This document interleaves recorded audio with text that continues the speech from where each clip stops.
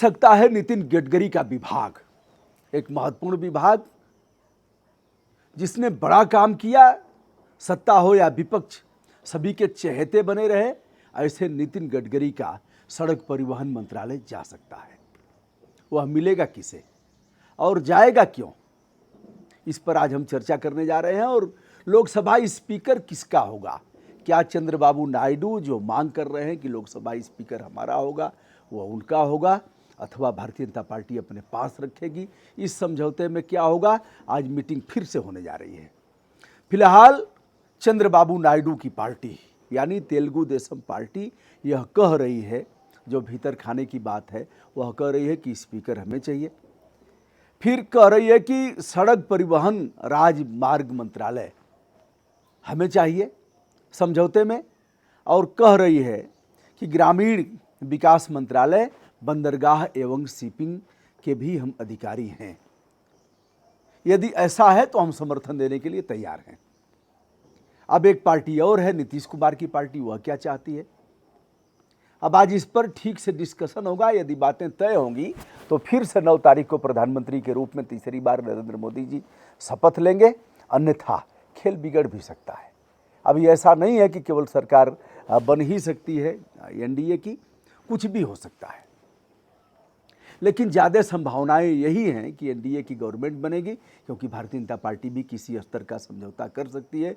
नितिन गडकरी का यदि बलिदान देना होगा तो बलिदान दे देगी, केवल 2 लोगों का बलिदान नहीं होना चाहिए, 3 मान लीजिए। प्रथम बलिदान प्रधानमंत्री जी का न हो, दूसरा बलिदान दूसरे नंबर वाले साहब का ना हो, तीसरा बलिदान मान सकते हैं राजनाथ सिंह का, क्योंकि इस समय राजनाथ सिंह को इग्नोर अगर करेंगे तो राजपूत मतदाता के लोग और राजनाथ सिंह जी के समर्थक इस पर आग बबूला होंगे और ऐसी की तैसी करने के लिए तैयार हैं, जैसा कि चुनाव में भी उन लोगों ने करके दिखाया। उन्हें मनाते मनाते इनका दम निकल गया, लेकिन वह संतुष्ट नहीं हो पाए। यह गुजरात से शुरू हुआ, पश्चिमी उत्तर प्रदेश के अलावा अन्य कई स्थानों पर ठाकुर बिरादरी के मतदाताओं की नाराज़गी और उनके नेताओं की नाराज़गी खुल करके सामने आई, और भीतर भीतर तो चलता ही रहा। तो क्या नितिन गडकरी सड़क परिवहन राजमार्ग मंत्रालय छिन जाएगा इनसे? अब नीतीश कुमार की पार्टी क्या चाहती है? वो अभी ऐसे समझौता नहीं करेगी। और हम चिराग पासवान पर भी आते हैं, जो रामविलास पासवान के सुपुत्र हैं, और इनकी पार्टी ने भी 5 सांसदों को जिताया है। अब बताया जाता है कि जो भी सहयोगी दल हैं वह कह रहे हैं कि 4 सांसद यदि हमारे हैं तो 4 पर 1 मंत्री। अब 12 सांसद हैं नीतीश कुमार की पार्टी के, इस हिसाब से 3 मिनिस्टर उनको चाहिए। पहले से ही उनका रेलवे मंत्रालय है, माना कि नीतीश कुमार रेलवे मंत्री नहीं होंगे, वह मुख्यमंत्री ही रहना चाहेंगे। विशेष राज्य का दर्जा बिहार को मिले, या पूरा बिहार चाहता है। यदि वह इसे सफल हो गए इस मामले में, बिहार को स्पेशल राज्य का दर्जा दिलवाने में सफल हो गए, तो नीतीश कुमार अमर हो जाएंगे, क्योंकि यह मांग लंबे कालखंड से चली आ रही है। अब इस बार यह अवसर नीतीश कुमार नहीं छोड़ना चाहेंगे। एक तो कलम इनके हाथ में हो सकती है, यदि यह इंडिया गठबंधन के हिस्सा होंगे तो संभव है, जैसा कि हमने बताया था, और लोग भी कह रहे हैं, हम कोई नया ज्ञान थोड़ी ही बांट रहे हैं। तो यह प्रधानमंत्री भी हो सकते हैं, उप प्रधानमंत्री भी हो सकते हैं, गृह मंत्री भी हो सकते हैं, रक्षा मंत्री भी हो सकते हैं।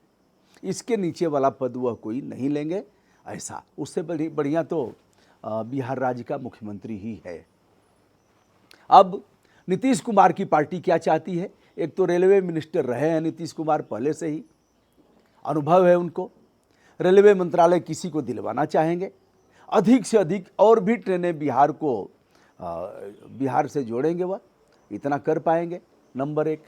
नंबर 2, वह कृषि मंत्रालय भी चाह रहे हैं, एक भारी भरकम मंत्रालय है कृषि मंत्रालय, उसको भी चाह रहे हैं। इधर अग्निवीर को समाप्त करने के लिए जेडीयू दबाव बना रहा है।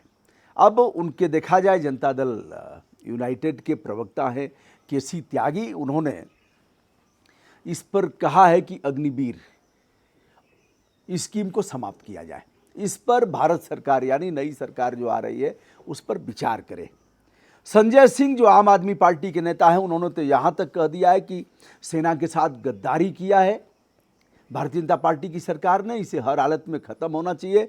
राहुल ने तो यहाँ तक कह दिया जैसे ही हमारी गवर्नमेंट होगी वैसे ही हम इसे फाड़ कर फेंक देंगे, अग्निवीर स्कीम को हम फाड़ करके फेंक देंगे। अब क्या होगा, और जवानों के साथ जवानों को फिर से सेना के जो जवान हैं, जो उनकी संहिता है उसमें हम परिवर्तित करेंगे।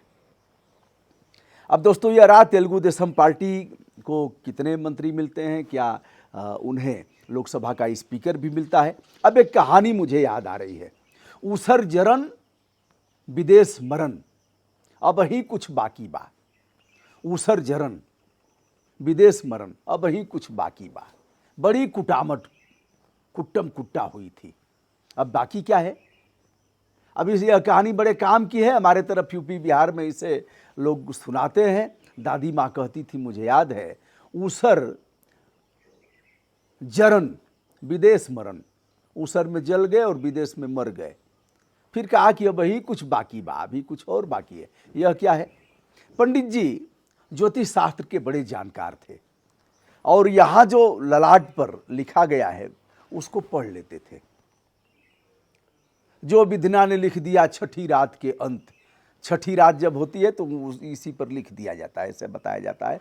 और जो ऐसे होता है ना सिकुड़ा हुआ, तो बताते हैं कि इसमें लिखा हुआ है, कुछ इसके पढ़ने वाले लोग भी हैं। तो पंडित जी इसके बड़े जानकार थे।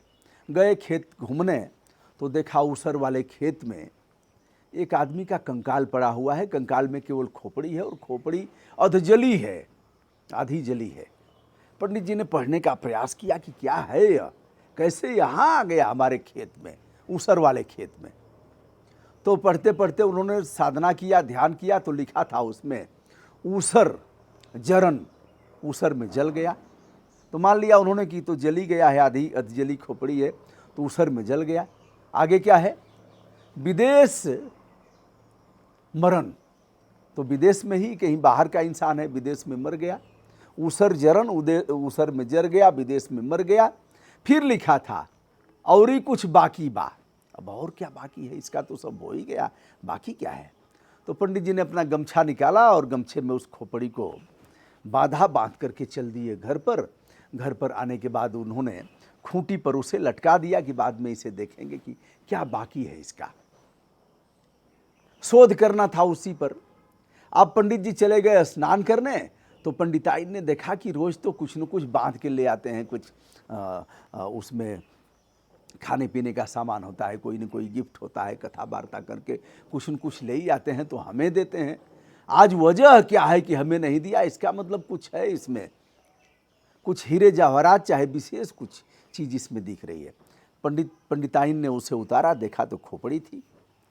तो यह लगा कि यह किसी मसान की खोपड़ी है और इसमें लग रहा है कि तंत्र साधना से या फिर इसमें कोई मणि हीरे जवाहरात इस खोपड़ी में होगा, निकलेगा कैसे। तो पंडिताइन ने आओ देखा नताओ, खोपड़ी को उतारा और ओखल में रख करके मूसल उठाया और दनादन दनादन दनादन कुटाई शुरू किया। पंडित जी बाहर निकले तो कह रहे क्या कूट रही हो, क्या वही जो ले आए थे उसी में कुछ होगा, हमसे तो नहीं ना बताए हो, तो हम उसी को कूट करके उसकी मणि निकालेंगे, जो भी होगा उसकी खोपड़ी में। पंडित जी सर पकड़ लिए, उन्होंने कहा जो लिखा था वह सही है, ऊसर जरन, ऊसर में जल गया, विदेश मरण, विदेश में ही मरा है, कहीं बाहर का होगा, और ही कुछ बाकी बा। यही कुटामट कुट्टम कुट्टा बाकी थी। तो अभी यह कुट्टम कुट्टा बाकी है, जिस सरकार को शानदार तरीके से चलाया। अरे कर देते ना, वो खटाखट पैसे देते 8500 रुपए, और देखा जाता कि कैसे मंगलसूत्र झटक रहे हैं, कैसे छीन रहे हैं, यह भी पता लग जाता। यह भी पता लग जाता कि कितना सुधार कर रहे हैं, यह भी पता लग जाता कि कैसे किसानों की आय को दुगना कर रहे हैं, यह भी पता लग जाता कि कैसे अग्निवीर योजना को समाप्त कर रहे हैं, यह भी पता लग जाता कि महंगाई कैसे कम कर रहे हैं, पेट्रोल डीजल और गैस सिलेंडर अन्य दाम कैसे कर रहे हैं, नमक तेल चीनी और राशन पानी पर कैसे कर रहे हैं। यह भी देखते आप कि हम तो 5 किलो देते थे गरीबों को मुफ्त राशन 5 किलो, और वह कह रहे हैं गरीबों को हम 10 किलो राशन देंगे। यह भी देखा जाता कि कैसे 10 किलो राशन दे रहे हैं। यह भी देखा जाता कि नए एयरपोर्ट कैसे, आपने तो बड़े एयरपोर्ट स्थापित किया। यह भी देखा जाता, गंगा की बात कर रहे हैं, यमुना की बात कर रहे हैं, तमाम नदियों के जहरीले और प्रदूषित होने की बात कर रहे हैं, वह कितनी सफाई कर रहे हैं, कैसे उनके सेहत में आमूलचूल परिवर्तन कर रहे हैं। लेकिन पता नहीं कौन सा डर आपको समाया हुआ है कि अब कुटामट होगी और जैसे वह चाहेंगे वैसे ही नाचेंगे आप, ठुमक ठुमक कर नाचेंगे। वह नचाएंगे और आप नाचेंगे। तो और कुछ बाकी बा, अभी कुछ बाकी है साहब। विपक्ष में बैठते ना शानदार भूमिका निभाते, लेकिन ये अटल जी वाली भाजपा नहीं है। थेथरई और बेहयाई करते हुए कहेंगे कि अटल जी वाली ईमानदार भाजपा नहीं है, सारे कर्म और कुकर्म करेगी जिससे कि सत्ता प्राप्त हो। तो दोस्तों यह रहा किसे कौन सा विभाग मिलेगा। रामविलास पासवान के जो लड़के हैं चिराग पासवान, जिनकी 5 सीटें निकली हैं, वो अभी कम से कम 2 या 3 मंत्रालय चाह रहे हैं, तो इनके पास क्या बचेगा। अभी तो इतना ही अच्छा है कि रक्षा, गृह और जो हुजूर का पद है प्रधान सेवक का, उस पर अभी बात नहीं हुई, लेकिन 11 बजे तक का इंतजार करिए, उस मीटिंग में क्या होगा। अभी तो और भी समय है, देखते रहिए। मैं हूं ब्रजभूषण दुबे, आदरपूर्वक हमारा प्रणाम स्वीकार करें। ना काहू से दोस्ती, ना काहू से बैर, विपक्ष में भी कौन रहेगा। शानदार विपक्ष की भूमिका निभानी चाहिए। 10 साल आपने बिता लिया है, जो करना था कर लिया। अब यह है कि विपक्ष में रहते और आनंद लेते, ललकारते उनको, लेकिन वो आप नहीं करेंगे, क्योंकि सत्ता के साथ आपने जोड़ लिया है। बिना सत्ता के आप जी नहीं पाएंगे, जिंदा नहीं रह पाएंगे। जिंदा रहना है तो सत्ता के साथ जुड़ना जरूरी है, ऐसा ही कुछ लगता है वर्तमान संदर्भों को देखकर। सादर नमस्कार।